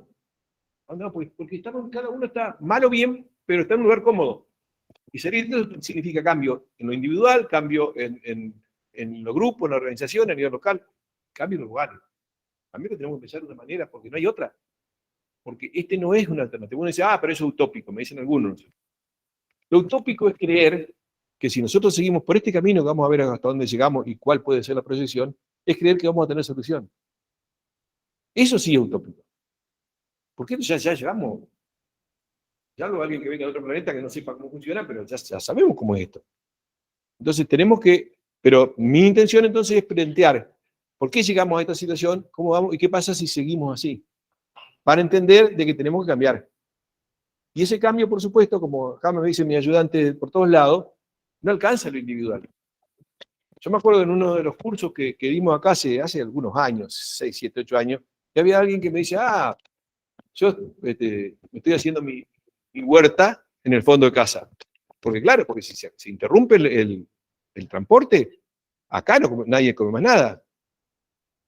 Y digo, no digas eso, porque como si hoy dijeras, tengo un montón de dólares en mi casa o una barra de dólares. ¿Sabes qué? ¿Sabes cuánto puede durar eso? Pero te arrasan el primer día. Van bandas que van a ir casa por casa sacando todo lo que tienen. ¿Por qué? Porque la solución no es individual ni de grupo. La solución tengo que pensarla en conjunto. Pero pensar en conjunto significa tener que recrear los lazos sociales, recrear comunidad. Algo que ha destruido este modelo neoliberal a nivel mundial y a nivel de las relaciones sociales. No era lo mismo la sociedad, la armonía, no digo que era perfecta y nada, pero lo que era en los años 60, 70, lo que es ahora. Y la forma también de valorar cosas. Entonces, ¿qué se dice? Y tenemos que valorar, podemos ser mucho más felices valorando cuestiones que no tienen que ver con lo material, que tienen que ver con la relación humana, que tiene que ver con la amistad, que tiene que ver con la relación de familia, con los vecinos, que tiene una vida que se puede... Porque además esto de comprar y comprar y comprar, no te garantiza que sos feliz. Al contrario, ¿por qué no te garantiza? Porque está estudiado. Porque te digo que vos no tenés que ser feliz, tenés que quedarte insatisfecho. Porque si vos te quedás insatisfecho, vas a comprar de nuevo. Entonces siempre tenés insatisfecho. Y cada vez tenés que comprar más. Y como cada vez la rueda tiene que seguir, y no alcanza el planeta. No alcanza. Entonces, ese gran impulso que dio el capitalismo de los años 40 hasta los años 70, incorporó parte de la población, pero al hiperconsumismo. Y eso lo que llevó es a acelerar el proceso de deterioro ambiental. Y ese proceso de deterioro ambiental está medido, está estudiado, y está estudiado por los más poderosos que son los responsables del deterioro. Y saben mejor que nosotros, y lamentablemente después tengo alguna otra mala noticia para darle, pero no les doy todo el golpe porque van a quedar abrir la ventana, está abierta ya, se van a tirar por el que hay como una red ahí, para que no te paloma, se van a quedar tirar de cabeza. Vamos a guardar eso para, en todo caso, para el fin del cuarto encuentro. Pero vamos a tratar de dar alguna variable optimista, ¿no es cierto? Es decir, ¿por qué? Porque podemos cambiar esto. Es difícil, pero ¿qué te parece? Por supuesto que es difícil. Pero no hay otra, y vale la pena hacerlo. Porque las perspectivas son tremendas. Entonces, ¿qué sucede con la crisis de los años 60-70? Reaccione. Hay que recuperar la tasa de ganancia de lo más poderoso, porque así funciona este sistema. ¿Y cómo se recupera? Bueno, por un lado, si la actividad productiva hoy no están teniendo demasiada ganancia ni mercado, se vuelcan parte importante de los capitales disponibles para invertir, en lugar de actividades productivas, se vuelcan actividades especulativas, financieras fundamentalmente, pero ¿para qué? Para buscar tasas de ganancias que son mucho más elevadas sin el riesgo que da la actividad productiva. Entonces, a partir de los años 70, hay un vuelco importante de una masa de capitales disponible en el mundo hacia las actividades financieras y especulativas. Pero sucede que las actividades financieras no generan riqueza por sí mismas. Y si no, prueben ustedes, si tienen plata, dólares, euros, pónganlo en un cajón, esperen un año y van a ver lo mismo en ese cajón. Porque eso lo que genera riqueza es el trabajo realizado por el ser humano en modificar la realidad y generar un nuevo bien con un valor distinto. Pero el dinero por sí no está. Ahora, en este sistema, el dinero genera ganancia y genera más ganancia que nunca. Y en este nuevo periodo histórico que se inicia en los 70-80, que es el neoliberalismo, esa masa de recursos financieros va a empezar a obtener rentas enormes en relación a la ganancia productiva. O sea que empiezan a recuperar ganancias en la actividad financiera. Empieza a generarse una masa gigante de capitales líquidos, se llaman. Es decir, de inversiones, ¿sí? De inversiones especulativas, para tratar de generar más riqueza, más ganancia. Pero lo que pasa es que eso no es un proyecto sostenible en largo plazo. ¿Por qué? Porque lo que se va a ver en los años 80 es que la producción casi se mantiene, poca, crece, el comercio poco, pero la ganancia en la actividad financiera y los fondos líquidos crecen, se multiplican. ¿De dónde sale esa ganancia? ¿De dónde sale la renta financiera? Se dice renta en realidad, porque digamos, no surge de la actividad productiva, sino que se hace de parte de esa actividad productiva y cada vez capta más porción de la actividad productiva y se multiplica por sí misma. ¿Qué otra cosa? ¿Qué otra reacción para buscar más ganancia? Bueno, se da lo que se llamó la revolución tecnológica, ¿sí? Nuevas tecnologías que hasta los años 70 casi eran usadas en sectores muy acotados, ¿no es cierto? Fundamentalmente todo lo que era informática, que se aplica después a la actividad productiva, la robótica. ¿Qué hace eso? Bueno, hace de que sea mucho más productivo el trabajo humano. Y ser más productivo el trabajo humano significa que le podemos sacar más ganancia a las inversiones. ¿Sí? Por algo explotan las nuevas tecnologías en la década del 80 y el 90. ¿Por qué? Porque es una respuesta del sistema a un problema que tenía, que es cómo hacemos rentable de nuevo la inversión. Hagamos más productivo el trabajo y como con nuevas tecnologías. Y eso también empieza a cambiar no solamente la actividad productiva, la robótica en la fábrica, sino también empieza las actividades administrativas y la vida. Entonces, vuelco de los capitales a la esfera especulativa, financiera, y no solamente la financiera, sino muchas otras actividades que antes no tenían el peso que empiezan a tener ahí, que son actividades que son o semi-legales o legales abiertamente. Es decir, ¿cómo empezar a ganar más? Tráfico de armas, tráfico de drogas, tráfico de personas, lo que sea. Está pasando la planilla de asistencia, para que no se olviden.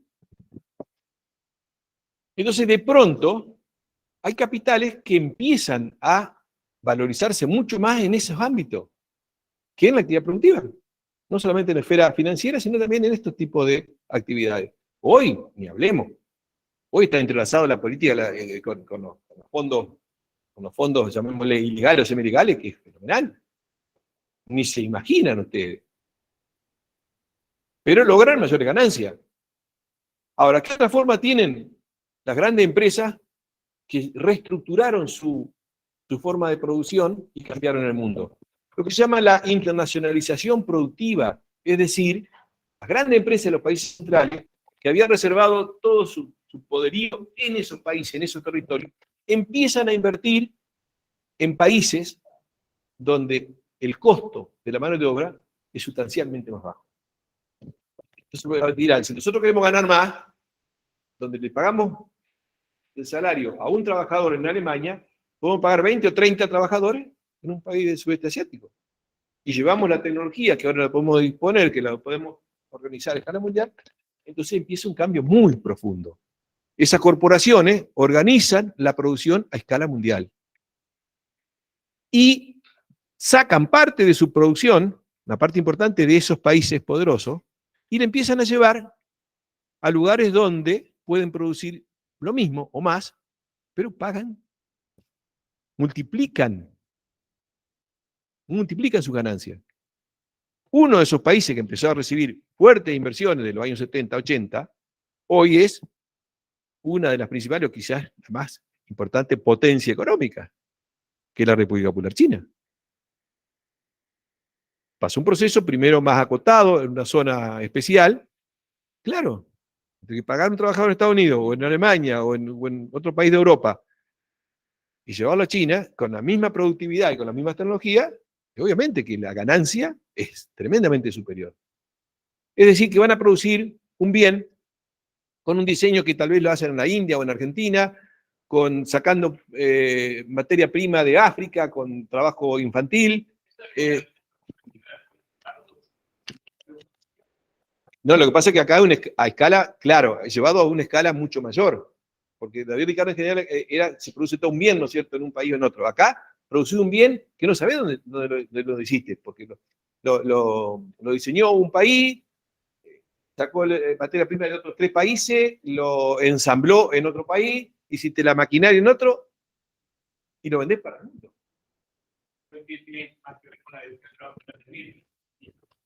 Tal vez a escala mundial.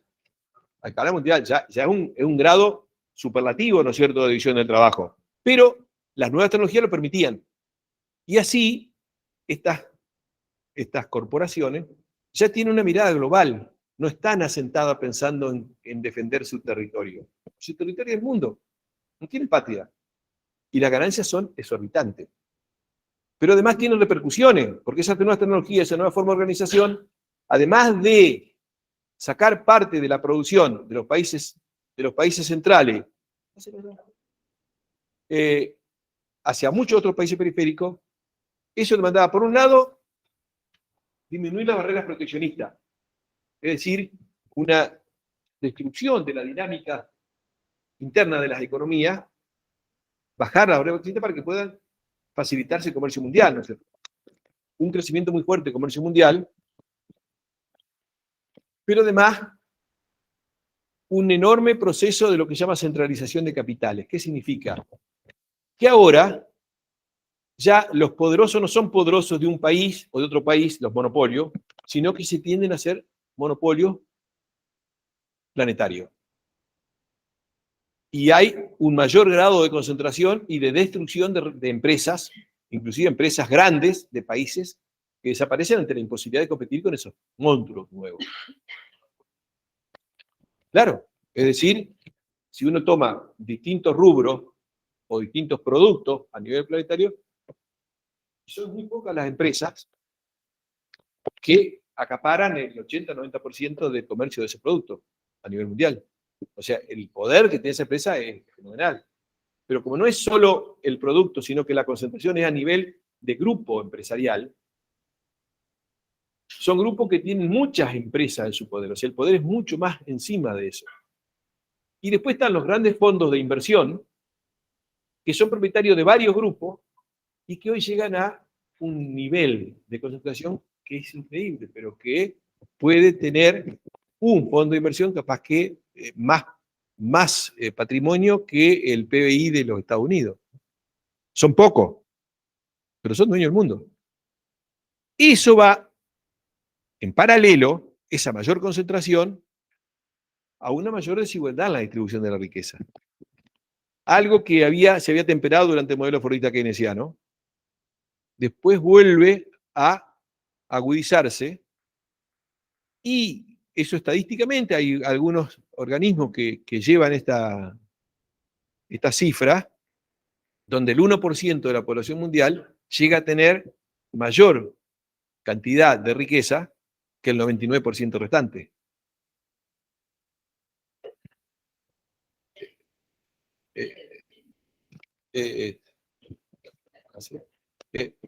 En paralelo, entonces, a la concentración económica se da una estructura social que va acompañando esa concentración económica. ¿Sí?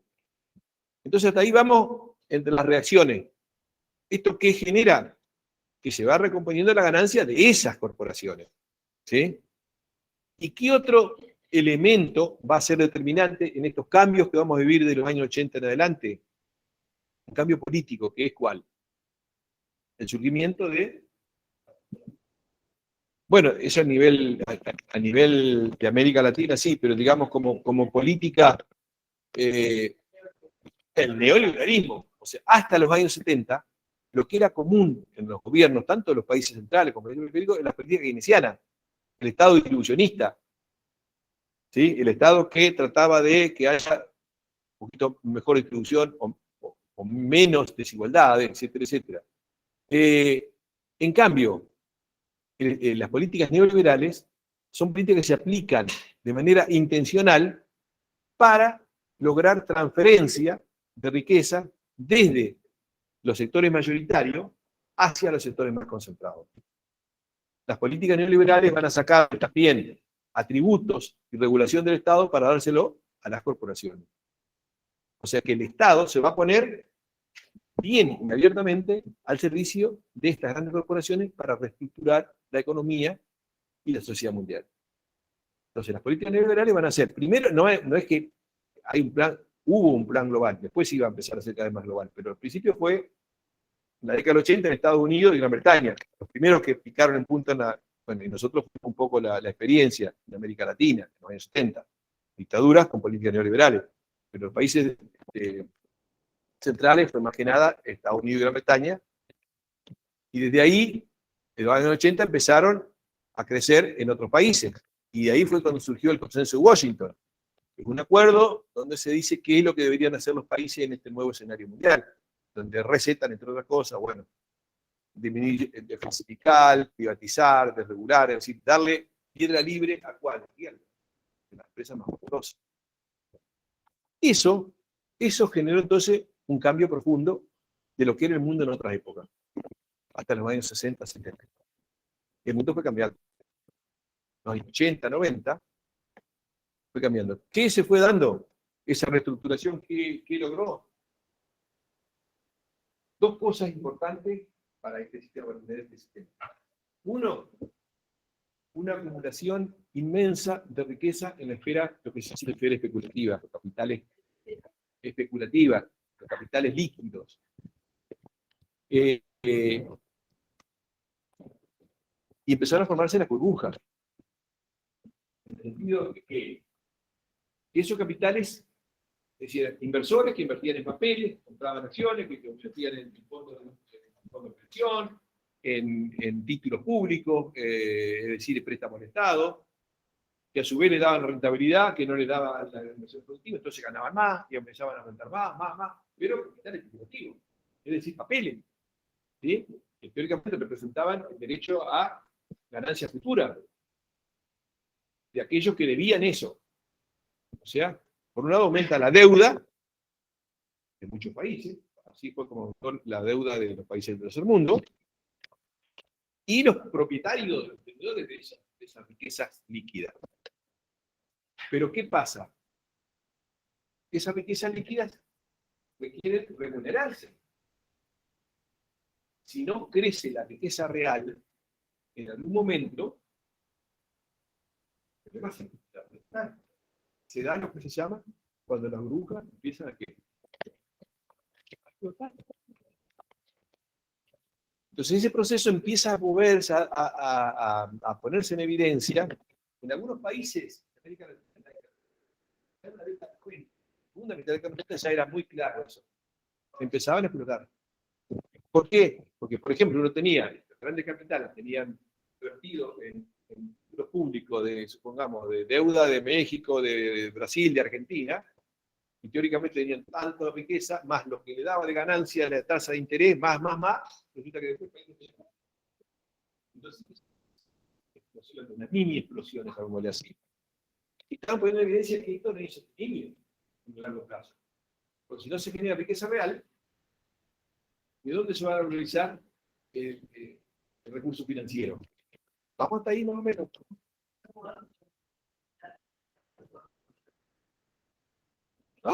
No, está más fuerte que nunca, por ahí. Va a sobrevivir, digamos, va a desaparecer el planeta y va a seguir. Bueno, ¿cuál es el tema entonces como para ir cerrando? ¿Qué hora es? Estoy corriendo atrás del tiempo de las décadas de capitalismo. A los años 90 se empiezan a ver las limitaciones que tiene esta generación de riqueza a través de burbujas, que empiezan a explotar. ¿Sí? Bueno, fue México en el 95, fue después Brasil, Turquía, los países del sudeste asiático, y les tocó Argentina. También. Es decir, ahora, ¿qué decían los poderosos? Que no era que un problema de la crisis mundial y que se tenía. No, eso era culpa de México, aplicó malas políticas, de Argentina, y en realidad aplicaron las políticas que ellos. Claro, eran políticas suicidas, ¿no es cierto?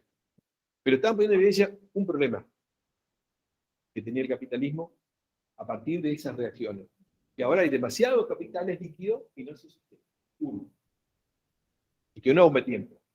Y lo otro es que fueron muy exitosas esas estrategias de reorganizar la producción a escala mundial, las grandes corporaciones, y con nueva tecnología. O sea, ahora habían generado una enorme capacidad productiva. Podían producir muchísimo más. Pero ¿cuál es el problema en la medida que eran tan exitosas esas políticas neoliberales? ¿Quién compra? Porque a nivel mundial han sido exitosas, claro, porque dejaron afuera a miles de millones. Claro, pero ¿quién compra? Esa es una nueva contradicción que va a tener el capitalismo, que tiene una como se dice, sobreacumulación de capacidad productiva, que genera sobreproducción. Eso ya se veía en la segunda mitad de la década del 90. Pero ¿cómo se cubrió, cómo se tapó esto? Porque la principal potencia económica mundial, Estados Unidos, comenzó a tener, que además había desmantelado parte de su estructura productiva, la había llevado hacia China, otros países, empezó a tener un consumo mucho mayor y gastos del exterior que lo que generaba exportando. ¿Se entiende esto más o menos o no? Estados Unidos empezó a tener lo que se llama déficit de la balanza comercial. O sea, compraba mucho más al resto del mundo que lo que le vendía. O dicho en otros términos, esa sobrecapacidad productiva que se generó en todo el mundo se estaba volcando, eso excedente, ¿en dónde? En Estados Unidos, que hacía un poco de locomotora de la economía mundial, que en cierta manera estaba ocultando o atemperando este desequilibrio, porque estaba gastando más de lo que, estaba comprando más del resto del mundo que lo que vendía. ¿Y cómo hacía? Y porque Estados Unidos tenía, y sigue teniendo la ventaja de que tiene una moneda mundial aceptada por todos los países. Entonces, que cambiaba mercadería por papelito, por dólares. ¿Sí? ¿Y cómo hacía para mantener ese mayor gasto Estados Unidos adentro? Para comprar tanto. ¿Mm? Sí, pero ¿de dónde salía ese mayor gasto en Estados Unidos? Porque había políticas neoliberales también en Estados Unidos, y sin embargo había mayor gasto. En parte por mayor gasto público y en parte por mayor gasto privado. ¿Por qué mayor gasto privado? Porque en Estados Unidos también había esas burbujas de especulación, donde se invertía en un sector y todos invertían ahí, y entonces esa inversión te hacía más rico, porque yo tengo invertido mis ahorros en tal fondo de inversión que me ha multiplicado muchísimo mi ganancia. Claro. Entonces, ¿qué pasa? Ya no tengo que ahorrar tanto. Puedo consumir más. Puedo consumir todos mis ingresos, porque yo estoy rico ya con todo lo que tengo ahorrado. Hasta que venía la explosión de burbuja y después agarrarse. Entonces empezaron también a explotar las burbujas ahí en Estados Unidos. ¿Qué significa esto? Que había un sobreconsumo que se daba por lo que se llama el efecto riqueza. ¿Qué es el efecto riqueza? Es que si uno se consideraba rico y ya tenía capital acumulado, no necesitaba ahorrar tanto. En Estados Unidos, digamos, es normal invertir para su jubilación. No existe la jubilación pública, ¿no es cierto? Si uno invierte en un fondo de inversión, ese fondo de inversión va invirtiendo en acción, en título, y te va diciendo cuánto tenés de plata. Decís, oh, pero me está creciendo, me está creciendo. Entonces, ¿para qué voy a ahorrar tanto? Consumo. Entonces aumenta el consumo, pero de manera artificial. Porque en realidad no soy más rico. Cuando viene la explosión de la burbuja, y cuando más necesito tener esa plata para mi jubilación, desapareció. Pero mientras tanto se genera más consumo. Otra forma de generar más consumo, que hoy se ha popularizado en todo el mundo porque se necesita más consumo que no se tenga ingreso, ¿cuál es? De todos ustedes, seguro que la usan. ¿Eh? Pero ¿cómo hacen para consumir más si no le da el ingreso? ¿Eh? Hasta que aprendieran a manejar, pero mientras tanto, la tarjeta de crédito, porque te hacen gastar lo que vas a ganar de acá a un año más. Porque te incentivan el consumo, porque por más que no tengas ingresos, tratan de que tenés que consumir. Por eso se ha generalizado todo, ¿sí? Pero todo está de alfileres. ¿Por qué? Porque llega un momento que no podés sostener eso. Sí, sí, endeudamiento, y además con más gasto público. En Estados Unidos, el gasto principal es el gasto en defensa y armamentístico. Entonces Estados Unidos, y además encima todavía, su principal potencia económica reside en lo llamado complejo industrial militar de Estados Unidos. Todo lo otro lo llevó afuera, pero eso lo dejó ahí. Entonces, ¿qué pasa? Estados Unidos también, desde su política, impulsa artificialmente más consumo privado, pero también más gasto público. ¿Y cómo justificamos? Estados Unidos tiene que justificar ante la población el mayor gasto y mayor presupuesto en armas y en defensa. Y tenemos que montar el cuco del terrorismo, del que nos van a invadir, de lo que sea, y encima invadimos con ese cuento, ¿no es cierto? Y encima mandamos más. Entonces, a partir de ahí van a empezar a aparecer sucesivamente, digamos, hechos que, bueno, son culpa del terrorismo, ¿no es cierto? Como, entre comillas, el atentado a las Torres Gemelas, como, entre comillas, el peligro de las armas químicas de Saddam Hussein. Es decir, inventando cosas, pero metía miedo. ¿Por qué? Porque ya vamos a ver, con lo que va del siglo XXI, cómo los medios de comunicación imponen la forma de pensar, de temer y de sentir de toda la población mundial. El miedo que había por las armas químicas, yo lo comento porque yo me acuerdo de esa época, había mucha gente que estaba hasta acá en Argentina, Estados Unidos, me imagino, Si acá la gente tenía miedo por las armas químicas, que no va a llegar una carta que podía tener Antrax, porque yo siempre cuento la anécdota porque estaba dando clases, no me acuerdo bien, pero me llaman mis señores y me dicen, mirá que llegó una carta de Estados Unidos, se pone un nombre de Estados Unidos, ¿qué hago? Y ya no sabía si llamar a la policía, si ponerla en un sobre. Acá, imagínense de Estados Unidos con lo que es el manejo de los medios de comunicación. Entonces, ¿qué pasa? Con eso justificaban un aumento sideral de gastos públicos que a su vez generaba mayor demanda y mantenía todavía en marcha la economía mundial capitalista. Lo que pasa es que ya podemos ver qué pasa en este siglo XXI, que viene una super explosión de la burbuja y que viene otro problema. Y bueno, eso queda, ya les digo, les voy a dar en cuota esto porque si no, en lugar de salir por la puerta, se van a tirar por el balcón. Así que yo creo que ya estamos más o menos, ¿no? Yo les voy a mandar algo de material si quieren leer. Digamos, el masoquismo de ustedes llega a ese nivel. Y cualquier cosa que necesiten, también me escriben, yo les mando lo que sea.